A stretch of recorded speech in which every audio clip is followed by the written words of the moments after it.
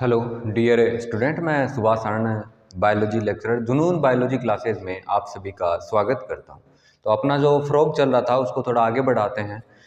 इससे पहले अपने फ्रॉग की मॉर्फोलॉजी का डिस्कस किया था, फ्रॉग के डाइजेशन सिस्टम का डिस्कस किया था। आज अपन फ्रॉग की रेस्पायरेटरी सिस्टम की बात करेंगे, ठीक है ना। फ्रॉग में रेस्पायरेशन किस मीडियम से होता है, क्या क्या उसके पास ऑर्गेनल्स होते हैं, क्या क्या ऑर्गेनल्स कैसे रेस्पायरेशन करते हैं, तो उसका आज अपन डिस्कस करने वाले हैं, ठीक है ना। तो अपनी मेन हेडिंग है वो रेस्पायरेटरी सिस्टम ऑफ फ्रॉग, मतलब फ्रॉग के अंदर रेस्पायरेशन किस प्रकार से होता है। तो सबसे पहले अपने को डिस्कस करना पड़ेगा कि इसके पास रेस्पायरेटरी ऑर्गन कौन कौन से होते हैं। फ्रॉग के पास रेस्पायरेटरी ऑर्गन कौन कौन से होते हैं, तो सबसे पहले अपन ने लिखा भी है कि रेस्पायरेटरी ऑर्गन होते हैं वो 3 होते हैं, 3 मेजर ऑर्गन प्रेजेंट होते हैं, जिसमें सबसे पहला होता है लंग्स, दूसरा स्किन और तीसरी lining of the mouth. Mouth के अंदर लाइनिंग होती है, उसका डिस्कस किया है। तो स्किन के अगर लंग्स के द्वारा अगर रेस्पायरेशन होगा तो उसे प्लूमोनरी रेस्पायरेशन बोलेंगे। अगर लंग्स के द्वारा फ्रॉग के अंदर रेस्पायरेशन होगा तो उसे क्या बोलेंगे, प्लूमोनरी रेस्पायरेशन के नाम से जाना जाएगा, ठीक है ना। लंग्स के द्वारा भी होता है। नेक्स्ट है, ये मोस्टली लैंड में होता है, ठीक है ना। और दूसरा आता है स्किन के द्वारा। स्किन के द्वारा अगर रेस्पायरेशन होगा उसे क्यूटेनियस रेस्पायरेशन के नाम से जाना जाएगा। किसके नाम से जाना जाएगा, क्यूटेनियस रेस्पायरेशन के नाम से जाना जाएगा। यहाँ पर देखो स्किन के द्वारा हो रहा है तो उसे क्यूटेनियस रेस्पायरेशन कहते हैं। और ये मोस्टली अपन बात करें वाटर के अंदर जब फ्रॉग रहता है उस टाइम देखने को मिलता है। तीसरा वकोफेरिंगल रेस्पायरेशन, ठीक है ना, ये लाइनिंग ऑफ द माउथ से होता है।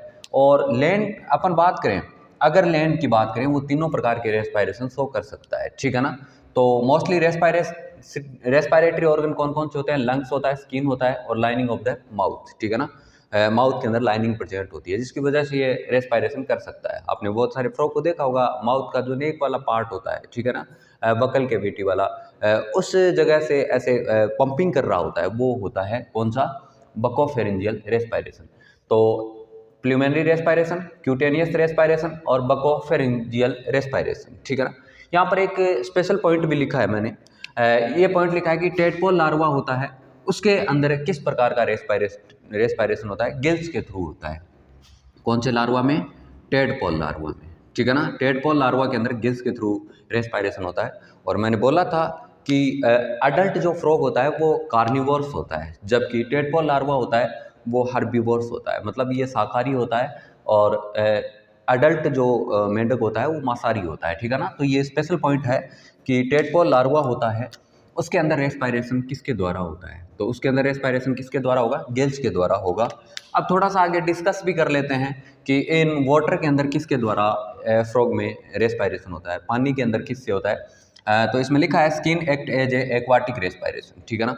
स्किन के द्वारा अगर पानी की बात करें तो पानी के अंदर जो रेस्पायरेशन होगा वो स्किन के थ्रू होगा, ठीक है ना, त्वचा के द्वारा होगा। और इस रेस्पायरेशन को किस नाम से जाना जाता है, क्यूटेनियस रेस्पायरेशन के नाम से जाना जाता है। वाटर के अंदर जो रेस्पायरेशन होगा फ्रॉग का वो स्किन के द्वारा होगा, या स्किन एक रेस्पायरेटरी ऑर्गन की तरह फंक्शन करेगी, ठीक है ना। आगे लिखा है कि ये क्यूटेनियस रेस्पायरेशन होता है वो सिंपल डिफ्यूजन द्वारा होता है, ठीक है ना। डिफ्यूजन आपने सुना होगा, तो डिफ्यूजन होता है वो भी किस प्रकार का, सिंपल डिफ्यूजन द्वारा स्किन के द्वारा होगा, ठीक है ना। ये तो था वाटर के अंदर, देखो लिखा है ना, in water skin act as a aquatic respiration. और कैसा रेस्पायरेशन होगा, क्यूटेनियस रेस्पायरेशन होगा। इसके अलावा अगर अपन ऑन लैंड की बात करें, थल की बात करें, ठीक है ना, स्थल की बात करें, टेरेस्ट्रियल की बात करें, तो वहाँ पे किस प्रकार से रेस्पायरेशन होता है उसका डिस्कस करते हैं। देखो लिखा हुआ है ऑन लैंड, ठीक है ना। किसके द्वारा हो सकता है, बकल कैविटी द्वारा हो सकता है, स्किन द्वारा हो सकता है और लंग्स द्वारा। तीनों मेथड मिलते हैं इसमें, प्लूमेनरी रेस्पायरेशन भी होगा, क्यूटेनियस रेस्पायरेशन भी होगा और बकोफेरेंजियल रेस्पायरेशन भी होगा, ठीक है ना। लिखा हुआ है ऑन लैंड बकल कैविटी द्वारा, स्किन द्वारा और लंग्स द्वारा, ठीक है ना। इसमें लिखा है, आगे की तरफ भी लिखा है कि buccal cavity lining of the mouth द्वारा होगा, ठीक है। ये पता है तुम लोगों को, जब मेंढक होता है ना उसकी नेक पार्ट, माउथ पार्ट थोड़ा सा पंपिंग कर रहा होता है, तो बकल कैविटी द्वारा अपन बात कर सकते हैं रेस्पायरेशन हो रहा होता है। स्किन के द्वारा क्यूटेनियस होता है, ये भी पता है आप लोगों को। इसके अलावा लंग्स के द्वारा प्लूमोनरी होता है, ये लिखा भी है, ठीक है ना। तो इस प्रकार से रेस्पायरेशन किसके पास होता है, फ्रॉग के पास होता है। अब थोड़ा सा अपन डिस्कस कर लेते हैं लंग्स के बारे में। यहाँ पर लिखा भी हुआ है कि लंग्स क्या होते हैं। लंग्स एक पेड़ पाए जाते हैं, कितने होते हैं, पेड के रूप में प्रेजेंट होते हैं लंग्स। इसके अलावा पिंक कलर के होते हैं। कैसे कलर के होते हैं, पिंक कलर के होते हैं। सेक लाइक होते हैं। कैसे होते हैं, सेक लाइक स्ट्रक्चर होती है। तो लंग्स का डिस्कस किया अपन ने कि ये कैसी स्ट्रक्चर होती है, पेड होती है। कैसी होती है, पेड स्ट्रक्चर है, ठीक है ना। यहाँ पे मैंने बनाया भी है कि पेड है, पिंक कलर की है। कैसे कलर की है, पिंक कलर की, और सेक लाइक स्ट्रक्चर है। कैसी है, सेक लाइक स्ट्रक्चर है। यहाँ पर लिखा भी है लंग्स के बारे में। और ये प्रेजेंट कहाँ होते हैं, upper part of the trunk reason. कहाँ पर होते हैं, ट्रंक जो रीजन होता है उसके जस्ट ऊपर की तरफ प्रेजेंट होते हैं, ठीक है ना। आपने पढ़ा होगा कि इस फ्रॉग के अंदर दो पार्ट पाए जाते हैं बॉडी में। एक हेड पार्ट होता है, कौन सा होता है, हेड, और दूसरा कौन सा होता है, ट्रंक होता है, ठीक है ना। दो ही पार्ट होते हैं। इसके पास टेल नहीं प्रेजेंट होती, टेल अब्सेंट होती है, ठीक है ना, फ्रॉग के पास। ये पता है ना, फ्रॉग एम्फीबियन में आते हैं और एम्फीबियन के अंदर कुछ के अंदर टेल प्रेजेंट होती है, बाकी सब में नहीं होती। तो अपने लिखा ट्रंक और हेड में डिवाइड होता है। और ये ट्रंक होता है ना, यही पार्ट थोरेक्स और एब्डोमिनल से मिलकर बना होता है, थोरेक्स प्लस एब्डोमिनल, ठीक है ना। दोनों को मिला के क्या बना था, ट्रंक बना था, ठीक है। दोनों को मिला दे तो क्या बन जाता है, ट्रंक बन जाता है। तो इस प्रकार से इसकी स्ट्रक्चर होती है। लिखा भी है कि लंग्स कहाँ पर होते हैं, upper part of the trunk reason के अंदर, ठीक है ना। यहाँ पे मैंने फ्रॉग को बनाया है और इस फ्रॉग में देखो यहाँ पे पेड पिंक कलर लंग्स, देखो यहाँ पर ये ट्रंक रीजन से थोड़ा सा ऊपर की तरफ बनाया है। ट्रंक रीजन ये बनाया मैंने, और इसका हेड पार्ट होता है ट्रंक रीजन में थोड़ा सा ऊपर की तरफ प्रेजेंट है, पेड में रहता है, एक जोड़ी के अंदर पाया जाता है। यहाँ पे इस फ्रॉग को मैंने बनाया भी है कि सबसे आगे नोस्ट्रिल होती है जहाँ से एयर जाती है। इसके अलावा हेड पार्ट ये है, इसकी आई भी बनाई है मैंने।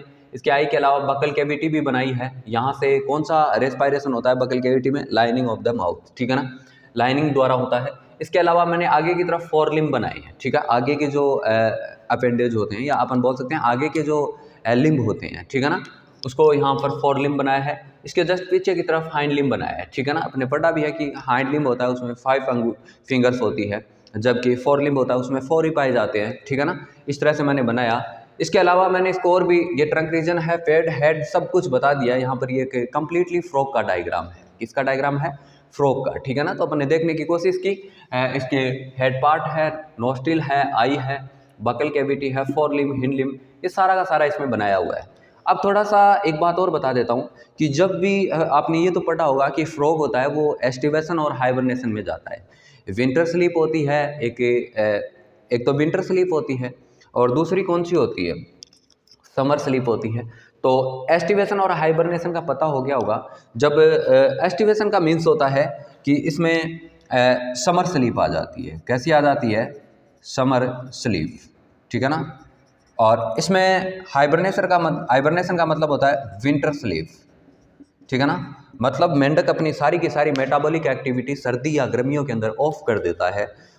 उसे विंटर स्लीप या समर स्लीप बोलते हैं, ठीक है ना। एक को एस्टिवेशन बोलते हैं, एक हाइबरनेशन बोलते हैं।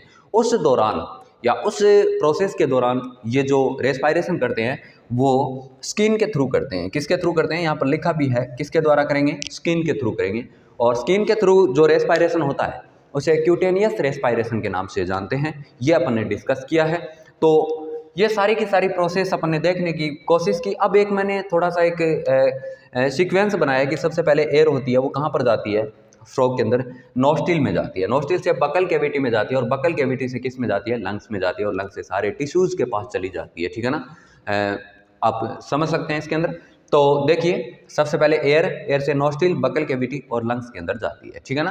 तो अपन ने आज डिस्कस किया किसका, फ्रॉग के अंदर रेस्पायरेशन कैसे होता है, कौन कौन से रेस्पायरेटरी ऑर्गन होते हैं। तो आप बताइए रेस्पायरेटरी ऑर्गन कौन कौन होते हैं।